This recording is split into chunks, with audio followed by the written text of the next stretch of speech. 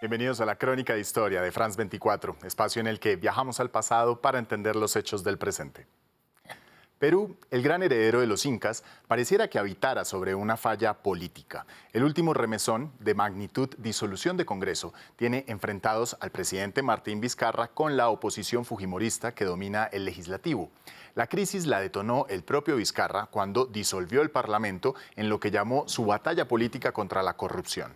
En respuesta, el Congreso lo suspendió de sus funciones al calificar su medida de golpe de Estado y quien juramentó para ser presidenta interina, Mercedes Arauz, renunció apenas un día después de ser nombrada.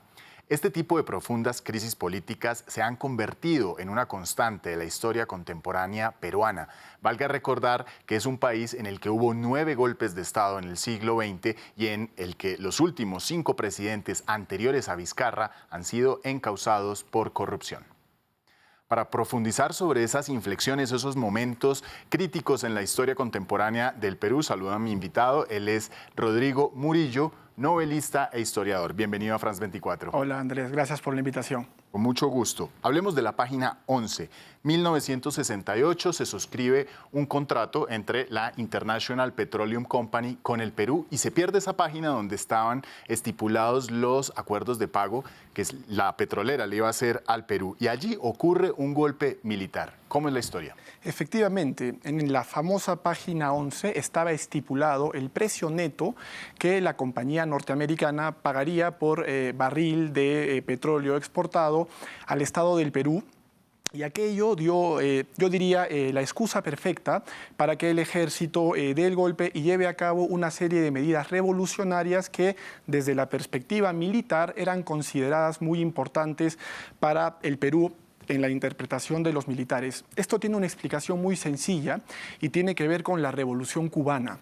Ya a fines de los años 50, un pequeño grupo de militares entendió que el Perú también era un polvorín para el triunfo de las ideas comunistas y marxistas. Con el escándalo entre la International Petroleum y el Estado de la famosa página 11 es que el general Velasco pues decide irrumpir, tomar Palacio de Gobierno y llevar a cabo una serie de medidas sumamente... Y el presidente de la época era Fernando Belaúnde. Belaúnde, sí, y lo sacaron con los tanques y deciden llevar una serie de medidas muy ambiciosas que lamentablemente a la postre resultaron desastrosas para la economía del Perú. Vámonos ahora a la década de 1980. Alan García, el expresidente peruano que este año se suicidó para evitar ser arrestado por el escándalo de Odebrecht que lo cobijó durante su segundo mandato, pero que en su primer mandato tuvo un gran escándalo que fue la estatización de la banca. ¿Cómo es esta historia?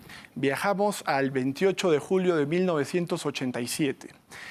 En la lógica heterodoxa del plan económico de Alan García, él exigía que los empresarios que obtuvieran ganancias fruto de sus iniciativas económicas reinvirtieran estas ganancias en el Perú para que los capitales no salieran del país. Claro, ya entonces el Perú era un país desgarrado por 2 problemas estructurales sumamente graves. Una crisis económica que desencadenó la peor hiperinflación de nuestra historia y la irrupción de Sendero Luminoso como un movimiento terrorista que llegó a la ciudad y puso verdaderamente en jaque al Estado peruano. Sobre la estatización de la banca, ni siquiera se pudo implementar, dado la tremenda oposición que desencadenó, que hizo que el Poder Judicial la declare improcedente. Cuando Alan García gobernó en este país, que moría, que languidecía, los maoístas consideraron que era su momento para pasar a la ofensiva y declarar el inicio de la nueva fase teórica, que era la fase del equilibrio estratégico, con lo que ellos esperaban tomar al cabo de pocos años el poder completamente en el Perú.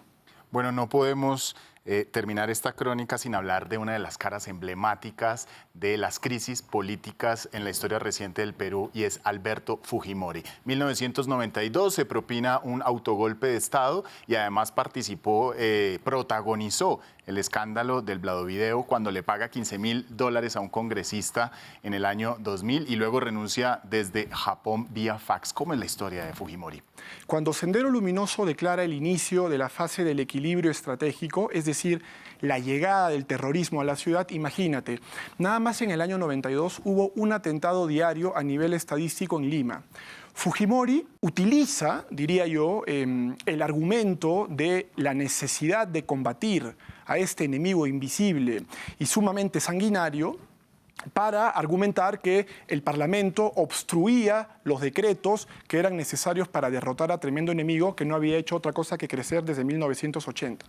Por lo tanto, él da un autogolpe, cierra el Congreso, interviene otras instituciones del Estado. El Tribunal Constitucional. Lo toma todo, digamos, crea una nueva constitución y poco tiempo después, pero realmente por un trabajo policial y no tanto del Poder Ejecutivo, comienzan a caer las cabecillas de Sendero Luminoso, lo cual acaba pacificando al país y otorgándole a Alberto Fujimori pues, un rédito político impresionante, a pesar de que años después se descubrieron en los Vladivideos que tú mencionas que el asesor presidencial compraba a dueños de canales de televisión, a parlamentarios y los filmaba para después chantajearlos, ha generado que incluso hoy día mucha gente mayor que vivió esta época de guerra terrible le atribuya a Alberto Fujimori el mérito de haber pacificado el país, por lo que siguen suscribiendo y, repito, a pesar de toda la corrupción posteriormente descubierta, las ideas y los planteamientos políticos de su hija Keiko. Una historia parecida que se podría emular en otros países de América Latina. Rodrigo, muchas gracias. A ti por la invitación.